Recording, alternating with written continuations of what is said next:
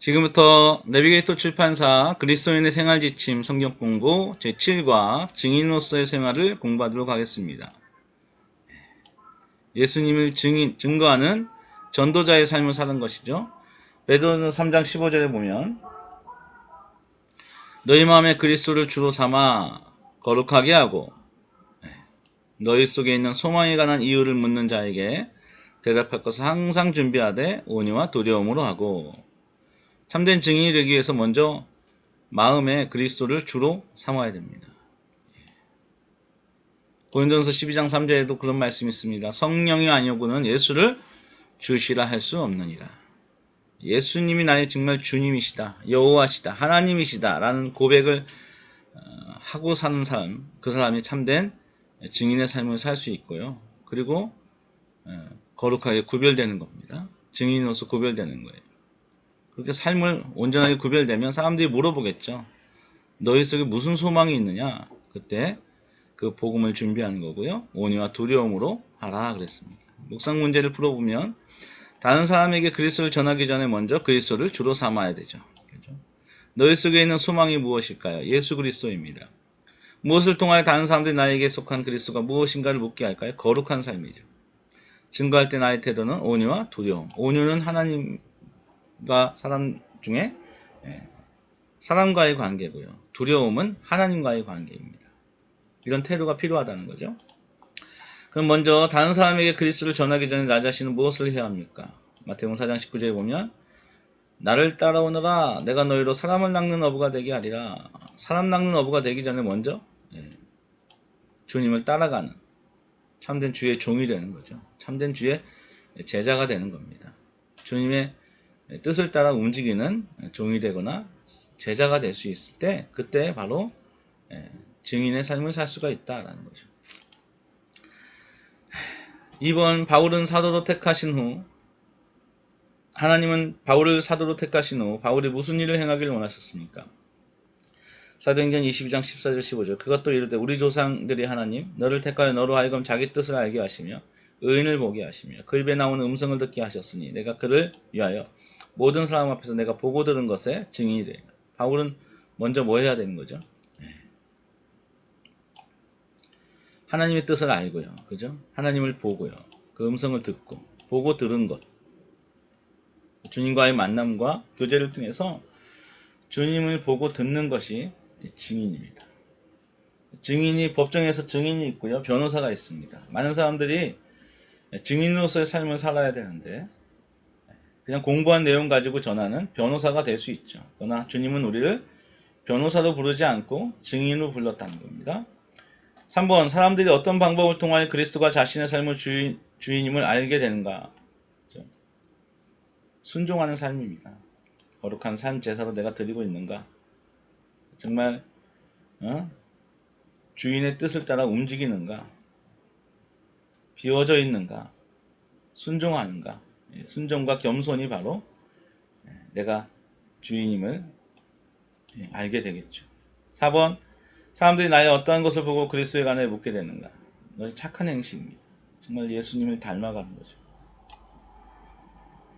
이같이 너희 빛을 사람 앞에 비치게 하여 그들로 너희 착한 행실을 보고 하늘에 계신 너희 아버지께 영광을 돌리게 하라. 이것이 빛된 삶에 증인된 삶에 사람들이 우리에게 소망에 관한 이유를 물어보는 이유가 되겠죠.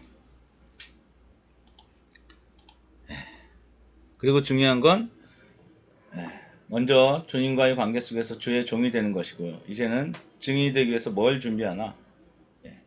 5번 주님을 증거할 수 있는 또 다른 방법이 무엇입니까? 여호와의 속량 받은 자들은 이같이 말할지어다. 여호와께서 대적에서 그들을 속량하사 이거예요. 간증입니다.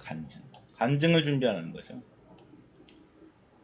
내 삶에 예수 믿기 이전 그리고 예수 믿는 과정 예수 믿은 후에 변화된 모습 변화된 축복들을 정리해 놓는 게 참 중요합니다.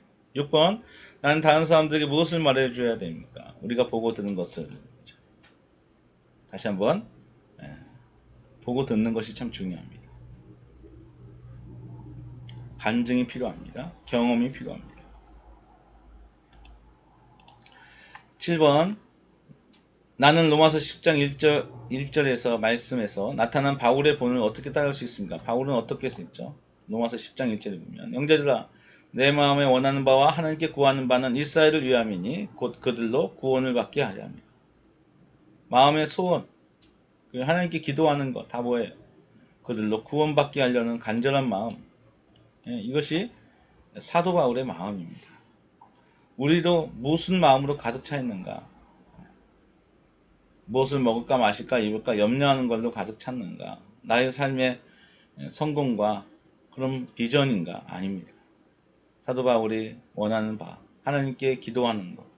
한 가지는 바로 그들로 구원을 받게 하려는 것. 그 간절함이 있는 거죠.